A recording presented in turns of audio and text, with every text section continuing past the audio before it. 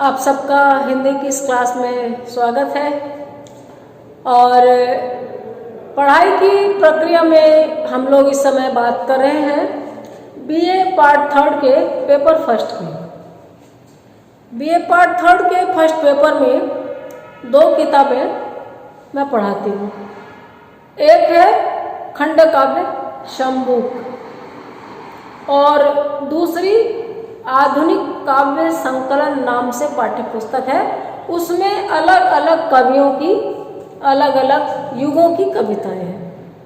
जी हाँ, युग आधुनिक युग में जो उपभेद किए गए हैं उसमें से भारतेंदु युग की कविताएं हैं, द्विवेदी युग की हैं, छायावाद की हैं, प्रगतिवाद की हैं, प्रयोगवाद की हैं, साठोत्तरी कविता है, नई कविता है, समकालीन कविता है।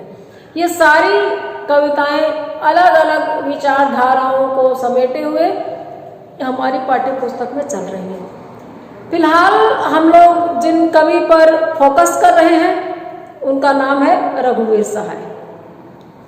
रघुवीर सहाय की 5 कविताएं हमारे सिलेबस में हैं। उनमें से हमने पढ़िए गीता कर ली, एक रंग होता है नीला, हमारी हिंदी, हंसो हंसो जल्दी हंसो। आज हम उनकी हमारे सिलेबस में से 5वीं और आखिरी कविता कर रहे हैं जिसका शीर्षक है राष्ट्रीय प्रतिज्ञा। राष्ट्रीय प्रतिज्ञा रघुवीर सहाय की लिखी हुई एक और राजनीतिक कविता है। आकार बहुत बड़ा नहीं है इस कविता का। बहुत सारी कविताओं का आकार मायने नहीं रखता। उनका जो कंटेंट है, उनकी जो विषय वस्तु है, उनकी जो मूल संवेदना है वो ऐसी मर्मस्पर्शी होती है, प्रासंगिक होती है कि वो कालजयी हो जाती है। अज्ञेय की एक छोटी सी कविता है। बह चुकी बहकी हवाएं खेत की, कट गई फूलें हमारे खेत की, कोठरी में लौ बढ़ाकर दीप की, गिन रहा होगा महाजन सेत की। आप देखिए 4 लाइन की कविता है, लेकिन एक गांव में ऋणग्रस्त किसानों की फसल कटाई के बाद गांव के साहूकार जमींदार किस तरह उनकी फसलों पर अपने घरों में ऐश करते हैं। बिजली जब नहीं होती थी गांव में, किस तरह अपनी वो वाली कोठरी जिसमें वो गल्ला संदूक पैसे रखते हैं, वहां कैसे दीपक की रोशनी में किसानों की फसल से मिला हुआ फायदा गिन रहे होते हैं। 4 लाइन में बहुत कुछ है। तो बहुत बड़ी कविता, बहुत सार्थक होगी ये कहना बेमानी है। बहुत से कवि हैं जिन्होंने बहुत बड़ी कविताएं लिखी हैं, लेकिन एक भी लाइन आप उसमें से हटा नहीं सकते, घटा नहीं सकते। उन बड़ी कविताओं में जीवन की बड़ी उलझनें हैं। मुक्तिबोध ज्यादातर बड़ी कविताएं लिखते थे, लेकिन आप उनकी किसी भी कविता को कमतर नहीं आंक सकते। जितनी लंबी कविताएं मैंने पढ़ी है उनमें असाध्य वीणा अज्ञेय की, राम की शक्ति पूजा और सरोज स्मृति निराला की अगर छोड़ दूं तो इसके अलावा बहुत सारी लंबी कविताएं मुझे काम की नहीं लगती। हो सकता आप मेरे विचारों से इत्तेफाक ना रखें, लेकिन मुक्ति बोध की लंबी कविताओं को पढ़ते वक्त आप कहीं खो जाते हैं। जंगल में, चिड़ियों में, बाग बगीचों में नहीं, जीवन की सच्चाइयों में, नंगी सच्चाइयों में आप खो जाएंगे। आप न सिर्फ भावुक होंगे बल्कि प्रश्नाकुल भी हो जाएंगे। तो ऐसी लंबी और छोटी कविताएं बहुत सारी हैं। पढ़िए गीता, देखिए आप। रघुवीर सहाय की छोटी सी कविता है, लेकिन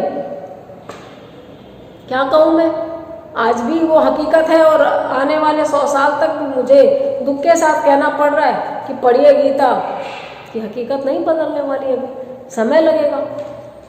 तो राष्ट्रीय प्रतिज्ञा ये भी ऐसी ही कविता है। आपको एकदम मामूली लगेगी पढ़ने में, लेकिन आप अगर थोड़ा भी पकड़ रखते हैं साहित्य पर, भाषा पर और आपके जीवन के इर्द गिर्द चल रही पॉलिटिक्स पर, तो आप इस कविता को साधारण कहकर कंधे नहीं उचका सकते। सुनिए, हमने बहुत किया है, हम ही कर सकते हैं। हमने बहुत किया है पर अभी और करना है। हमने बहुत किया पर उतना नहीं किया है। हमने बहुत किया है, जितना होगा कम होगा। हमने बहुत किया है, जनता ने नहीं किया। हमने बहुत किया है, हम फिर से बहुत करेंगे। हमने बहुत किया है, अब हम नहीं करेंगे कि अब हम और क्या करेंगे। और हमसे लोग अगर कहेंगे कुछ करने को तो वो तो हम कभी नहीं करेंगे। क्या पकड़े इस कविता से, क्या समझे इस कविता में? आप किसी एक आपदा को, प्राकृतिक, आर्थिक, सामाजिक किसी भी आपदा को पकड़ लीजिए और उसके बाद अपने मंत्रियों, नेताओं, अफसरों के बयान को याद कीजिए।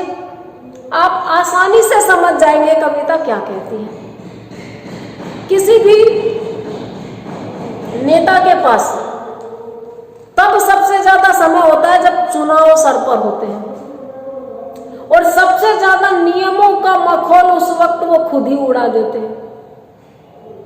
चाहे देश की पहली महिला IPS कार के खुले बोनट पर बैठकर जनता का अभिवादन करते हुए वोट मांगे, या सोशल डिस्टेंसिंग के दौर में सब नियमों की धज्जियां उड़ाकर बिहार चुनाव में आप नेताओं की रैलियां देख लीजिए, इनके समर्थकों की आपसी भीड़ भड़क के भरी बातचीत सुन लीजिए और तुर्राइए कि यही तो सब कुछ कर रहे हैं। नियमों को तोड़ना नहीं, नियमों का पालन करना। और यही वो लोग हैं जो नियमों को बनाते हैं और नियमों को तोड़ते हैं। विडंबना ये है। लेकिन हर नेता हर रैली में, हर भाषण में एक बात करता है, विपक्षियों ने ये अच्छे काम नहीं किए थे और हमने ये अच्छे काम कर दिए। बेशक उसने कुछ नहीं किया, बेशक किसी ने बहुत ज्यादा किया, काम यही है, सत्ता का विपक्ष पर प्रहार, विपक्ष का सत्ता पर प्रहार। तो इस छोटी सी कविता में नेताजी मंच से कह रहे हैं हमने बहुत किया है, हम ही कर सकते हैं। अभी तक हमने बिजली ला दी, पानी ला दी, ये कर दिया, वो कर दिया, हम ही कर सकते हैं। भैया महंगाई तुम्ही ने बढ़ाई, भैया सब सरकारी चीजों को प्राइवेटाइजेशन तुम्ही ने किया, तुम्ही ने पेंशन कम कर दी, तुम्ही ने रिटायरमेंट की एज घटा दी, तुम्ही ने बैंकों को मर्ज कर दिया, किया है तुम्ही ने। लेकिन वो ये नहीं कह रहे। ये अगर आप समझदार हैं, जनता के रूप में जागरूक हैं, जनता अगर विपक्ष में रहे तो बोल सकती है, सोच सकती है। अदरवाइज आप काउंटर क्वेश्चन नहीं करेंगे, आप वही कहेंगे जो वो कह रहे हैं। तो नेताजी कह रहे हैं हमने बहुत किया है और भैया हम ही कर सकते हैं। हमने बहुत किया है लेकिन अभी और करना है, हमें और वोट दो। इतने साल में हम सबको मकान दे देंगे, इतने वाले, मतलब एक अभी आप चुनाव लड़ रहे हैं 5 साल के लिए, अगले 5 साल और आपको पहले से सपने दिखाए जा रहे होते हैं कि इसके अगले 5 साल बाद में इंसान स्मार्ट हुआ है नहीं है। स्मार्ट सिटी हमारे यहाँ कागजों में बन चुकी है। जहां आदमी मदारी का खेल देखने के लिए घंटों खड़ा हो जाता है, वहां बुलेट ट्रेन की फरमाइश हमारे नेता ही कर सकते हैं और जनता फिदा हो जाती है, उस पर आदमी राज कर सकता है इन चीजों पे। तो हमने बहुत किया है और अभी कर रहे हैं। हमने बहुत किया है पर उतना नहीं किया है। बीच में और समय मांगना हो तो देखिए, इतने से इतना तक का तो काम कर दिया, लेकिन इतने से इतना तक का हमारा बाकी है। जितना होगा कम होगा, बिल्कुल ठीक है, आप जितना कर दीजिए कम ही होगा। कुछ भी कहिए, कुछ लोगों का किया हुआ हमेशा कम लगता है, आश्चर्य होना ही बंद हो जाता है। तो कहते हैं हमने बहुत किया है लेकिन जितना किया कम हुआ, अभी और करेंगे। हमने बहुत किया है, जनता ने नहीं किया। यह हमारी बहुत बड़ी, क्या कहूँ, विडंबना है, दुर्भाग्य है, दुविधा में खुद ही रहते हैं। पुलिस वाले जनता की पिटाई करते हैं तो जनता कहती है, एक तो ये मानते नहीं है लोग, बिना पिटे सुधरते नहीं है। बहुत अच्छा करती है पुलिस, इनका इलाज करती है। और बीमारी फैल रही है इस समय, कोरोना, तो तो मैंने बहुतों से सुना कि अजी कोरोना हमारे आता ही नहीं, हमारे तो लोगों ने फैला दिया। ना किसी मिसमैनेजमेंट को दोष देंगे, ना लचर सरकारी ढांचे को दोष देंगे, ना खस्ता हाल स्वास्थ्य व्यवस्थाओं को दोष देंगे। दोष किसका है? जनता का। ना जन्म लेती, ना बीमार पड़ती, ना मरती। ये सारा किया धरा जनता का है कि ये पैदा हो गई और ये खाने को मांगती है और इनको सब कुछ चाहिए। हमने वोट तो सिर्फ चुनाव लड़ने के लिए, जीतने के लिए दिए और सारा काम, सारी जिम्मेदारी आत्मनिर्भर बन के जनता की खुद की है। तो नेताजी कह रहे हैं कि हमने बहुत किया है लेकिन जनता ने नहीं किया। हमने बहुत किया है, हम फिर से बहुत करेंगे। ठीक है, कमी रह गई, अभी हमने ये तो कर दिया, ये बाकी। मैं किसी का नाम नहीं लूंगी, लेकिन हम एक कोर्ट केस में जीतते हैं तो हम उसको धार्मिक भावना से नहीं जीतते, बदले की भावना से जीतते हैं और उसी पल, उसी क्षण दूसरे शहरों के लिए प्रिपेयर हो जाते हैं कि अभी ये तो हो गया, वो बाकी है। तो हम तो बहुत कर चुके, लेकिन बहुत बाकी है अभी, पर अब हम नहीं करेंगे। कई बार नेताजी को एहसास हो जाता है कि नहीं, बहुत हो गया, इतना विकास काफी है, इससे ज्यादा का विकास नहीं करना चाहिए, अब नहीं करेंगे। और सबसे बढ़िया बात ये कह दी कि हमसे अगर लोग कहेंगे कुछ करने को तो वो तो हम कभी नहीं करेंगे। मम्मियों की भी आदत होती है, पिताओं की भी आदत होती है। आप मांगिए खाने को कोई चीज तो उस दिन दूसरी चीज बन जाएगी, वो वाली नहीं बनेगी। हो सकता है आप सहमत ना हो, वो आपका हक है, लेकिन कई बार किसी अभिन्न मित्र से किसी 10 रुपए के पेन की डिमांड की जाए तो वो आपको 20 रुपए की चॉकलेट दे देगा, लेकिन बोलेगा तुमने पेन मांगा था ना, इसलिए हम नहीं दिए, वो तो तुम ही खरीद लेना। मतलब ये गजब है यार कि मांगा था इसलिए नहीं देंगे और 20 रुपए की चॉकलेट खिला दी, 20 में 2 पेन आ जाते। तो यही नेताजी कह रहे हैं कि भैया तुम जो बोलोगे वो तो हम समझ जाएंगे, अच्छा ये इसकी डिमांड है, ये पूरी नहीं होगी। हमारा जो मन होगा वो हम करेंगे।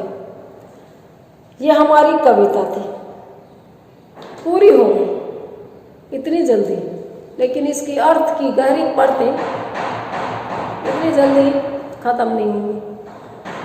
देखिए, इस कविता या ऐसी सब कविताओं को लेकर के दुष्यंत कुमार पे, रघुवीर सहाय पे आरोप लगते हैं कि वो बहुत पॉलिटिक्स करते हैं अपनी कविताओं में। इतना नंगा सच नहीं लिखना चाहिए।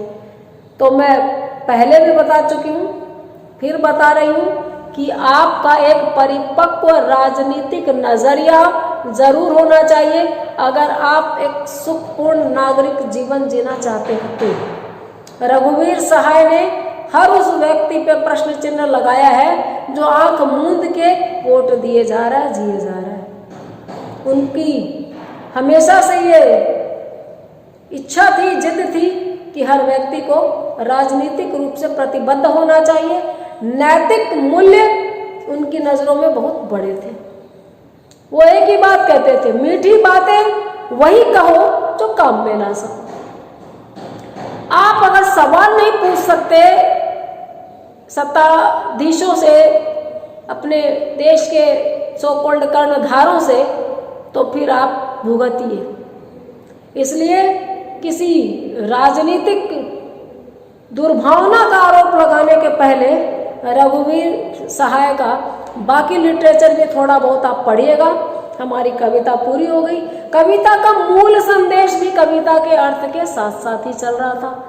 जो मैंने लास्ट में बोला है वो कविता का संदेश समझिए, कवि का संदेश समझिए, कविता की मूल भावना समझिए।